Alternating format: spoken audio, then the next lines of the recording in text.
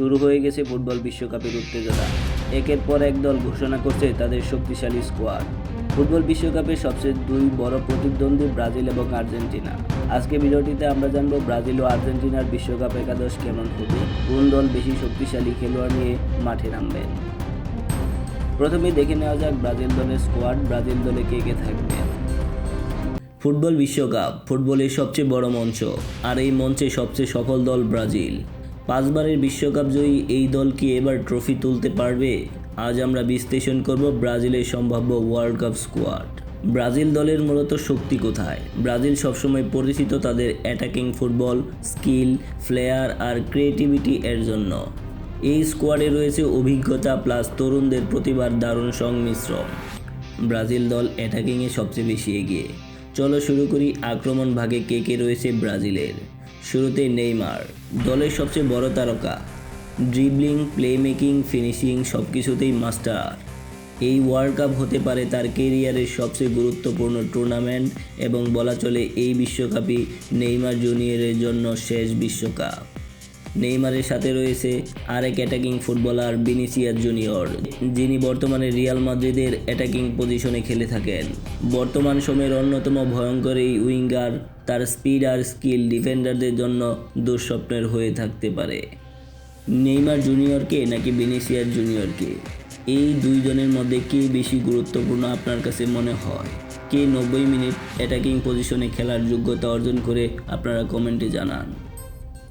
Raphinha, বর্তমানে বার্সেলোনার সবচেয়ে তারকা প্লেয়ার এই রাফিনহা। ডান দিক থেকে ইনসাইড কাট করে গোল করার ক্ষমতা অসাধারণ। গাব্রিজিয়াল মার্টিনেলি, তরুণ কিন্তু অত্যন্ত ডাইনামিক, যে কোনো সময় ম্যাচ ঘুরিয়ে দিতে পারে। এবার আমরা দেখব ব্রাজিল দলের মিডফিল্ডার পজিশনে কে কে খেলবে। একটি দলের ইঞ্জিন হিসেবে পরিচিত থাকে মিডফিল্ড পজিশন। মিডফিল্ড হচ্ছে যে কোনো দলের প্রাণ। এই ব্রাজিল দলের মিডফিল্ডারে থাকবে ক্যাসিমিরো, ডিফেন্সের সামনে দেয়াল, বল কেটে নেওয়া এবং টিমকে ব্যালেন্স রাখা তার কাজ। ক্যাসিমিরোর সাথে থাকবে আরেক midfielder Bruno Guimarães, creative midfielder, passing আর ভিশন দিয়ে ম্যাচ কন্ট্রোল করে থাকেন তিনি। তারপরে রয়েছে ব্রাজিলের ডিফেন্স। ব্রাজিলের ডিফেন্সে রয়েছে অভিজ্ঞতা প্লাস শক্তি। ডিফেন্সের প্রধান হিসেবে থাকবে মার্কোইনিস, ডিফেন্সের লিডার হিসেবেই থাকবেন মূলত তিনি। এছাড়াও ইডার মিলিটাও স্ট্রং, ফাস্ট এবং এয়ারের দুর্দান্ত তিনি খেলে থাকেন। তবে ইডার মিলিটাওয়ের এখনও ইনজুরির সংখ্যা রয়েছে, শেষ পর্যন্ত অপেক্ষা করতে হবে ব্রাজিল দলে তিনি থাকবেন কি থাকবেন না। ড্যানিয়েলো, ডিফেন্সের অস্থিরতা আনে এই ড্যানিয়েলো। মার্কোইনিসদের সাহায্য করবেন আরেক ডিফেন্ডার উইসলি ভিনিসিয়াস, তরুণ ডিফেন্ডার, ভবিষ্যতে অনেক বড় তারকা হতে পারেন তিনি। সবচেয়ে গুরুত্বপূর্ণ এবং নিরাপত্তার শেষ দেয়াল হচ্ছেন গোলকিপার।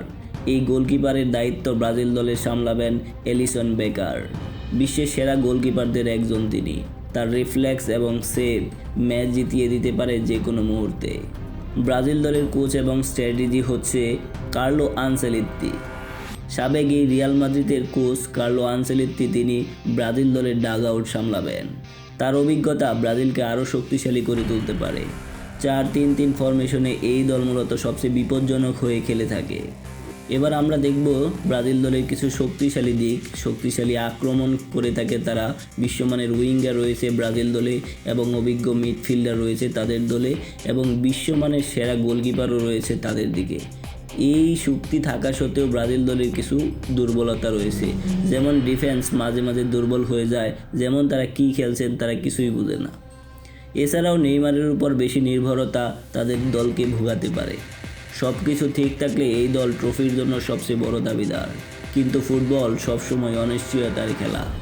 আপনাদের কি মনে হয় এই ব্রাজিল দল ওয়ার্ল্ড কাপ জিততে পারবে? কমেন্ট করে জানান। এবার আমরা দেখব আর্জেন্টিনার বিশ্বকাপ দলের স্কোয়াড। কে কে থাকছেন আর্জেন্টিনা দলে। বিশ্ব ফুটবলের সবচেয়ে ভয়ঙ্কর দল কোনটি?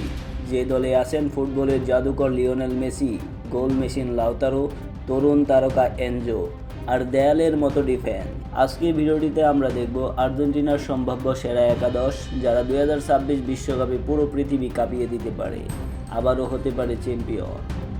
আর্জেন্টিনা দলের আক্রমণ ফরমেশন হয়ে থাকে বেসিক্যালি 4-3-3 ফরমেশনে।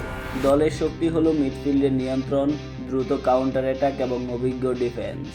শুরুতেই আর্জেন্টিনার গোলকিপারের দায়িত্ব এবারও সামলাবেন এমিলিয়ানো মার্টিনেজ। আর্জেন্টিনার শেষ ভরসার নাম এমি মার্টিনেজ। বিশ্বকাপ ফাইনালে অসাধারণ সেভ করে তিনি হয়ে গেছেন জাতির নায়ক। তার সবচেয়ে বড় শক্তি হলো পেনাল্টি সেভ করতে তিনি সবচেয়ে বেশি দক্ষ। চাপের মুহূর্তে শান্ত থাকা, ডিফেন্সকে নেতৃত্ব দেওয়া। 2026 বিশ্বকাপে আর্জেন্টিনার গোলপোস্ট নিরাপদ রাখতে আবারও ভূমিকা পালন করতে পারেন এই গোলরক্ষক। ডিফেন্স লাইনের লেফট ব্যাকে থাকবে নিকোলাস তাগলিয়াফিকো দারুণ ট্যাকল করতে পারেন এবং আক্রমণেও সাহায্য করেন। বাম দিক থেকে দ্রুত দৌড়ে উঠে ক্রস দেওয়া তার বড় অস্ত্র। সেন্টার ব্যাক হিসেবে থাকবে নিকোলাস ওতামেন্দি দলের সবচেয়ে অভিজ্ঞ ডিফেন্ডারদের একজন। শারীরিক শক্তি, হেড এবং নেতৃত্ব সব কিছুতেই দুর্দান্ত তিনি। বিশ্বকাপের বড় মঞ্চে ওতামেন্দির অভিজ্ঞতা আর্জেন্টিনাকে বাড়তি আত্মবিশ্বাস দিতে পারে। সেন্টার ব্যাক হিসেবে থাকবে ক্রিস্টিয়ান রোমারোকে বলা হয় ডিফেন্সের যোদ্ধা। তিনি আক্রমণভাগের খেলোয়াড়দের এক মুহূর্তেও শান্তিতে থাকতে দেন না। তার আগ্রাসী ডিফেন্স আর্জেন্টিনাকে আরও শক্তিশালী করে তোলে। রাইট ব্যাকে থাকবে নাহুয়েল মলিনা খুব দ্রুতগতির একজন ফুলব্যাক। ডিফেন্সের পাশাপাশি আক্রমণেও তিনি সমান কার্যকর। তার ওভারল্যাপিং রান প্রতিপক্ষের ডিফেন্সে বড় সমস্যা তৈরি করে। আর্জেন্টিনার আসল শক্তি আসলে মিডফিল্ডের দায়িত্ব সামলাবেন রদ্রিগো ডি পলকে বলা হয় মেসির বডিগার্ড। তিনি পুরো মাঠ জুড়ে দৌড়ান এবং দলের এনার্জি ধরে রাখেন। ডিফেন্স ও আক্রমণের মাঝে সেতুবন্ধন তৈরি করাই তার মূল কাজ। ডি পলের সাথে থাকবে অ্যালেক্সো ম্যাকঅ্যালিস্টার অসাধারণ পাস দিতে পারেন। খেলার গতি নিয়ন্ত্রণ এবং আক্রমণ সাথে তার জুড়ি নেই। মিডফিল্ডে তার উপস্থিতি পুরো দলকে ভারসাম্য দেয়। এছাড়াও আরও একজন থাকবে এনজো ফার্নান্দেজ আর্জেন্টিনার ভবিষ্যৎ সুপারস্টার যাকে বলা হয়ে থাকে। তরুণ হলেও তার খেলার পরিপক্কতা অবিশ্বাস্য। লং পাস, ভিশন এবং শট সব মিলিয়ে তিনি আধুনিক ফুটবলের সম্পূর্ণ মিডফিল্ডার। আর্জেন্টিনার আক্রমণভাগ হচ্ছে বিশ্বের সবচেয়ে ভয়ঙ্কর ত্রয়ী একাদশ। হুলিয়ান আলভারেজ, লাউতারো মার্টিনেজ, সঙ্গ দিবেন লিওনেল মেসি। হুলিয়ান আলভারেজ সবসময় গোলের খোঁজায় থাকেন। তার প্রেসিং এবং দ্রুত রান প্রতিপক্ষের ডিফেন্সকে ভেঙে দেয়। ভবিষ্যতে তিনি আর্জেন্টিনার প্রধান স্ট্রাইকার হতে পারেন। লাউতারো মার্টিনেজ একজন নিখুঁত ফিনিশার। বক্সের ভিতরে সামান্য সুযোগ পেলেই গোল করতে পারেন। তার আক্রমণাত্মক মানসিকতা আর্জেন্টিনার সবচেয়ে বিশাল শক্তি। যার কথা না বললে নয়, তিনি হচ্ছেন বর্তমান ফুটবল বিশ্বের সবচেয়ে বড় সুপারস্টার লিওনেল মেসি। ফুটবলের রাজা মেসি শুধু একজন খেলোয়াড় নন, তিনি একটি আবেগ। ড্রিবলিং, পাস, ফ্রি কিক, গোল সব কিছুতেই অসাধারণ। যদি 2026 বিশ্বকাপ তার শেষ বিশ্বকাপ হয়, তাহলে পুরো দল চাইবে তাকে আবারও ট্রফি উপহার দিতে। আর্জেন্টিনার সবচেয়ে বড় শক্তি কি? আর্জেন্টিনা দলের সবচেয়ে বড় শক্তি হচ্ছে অভিজ্ঞতা প্লাস তরুণ প্রতিভার সংমিশ্রণ।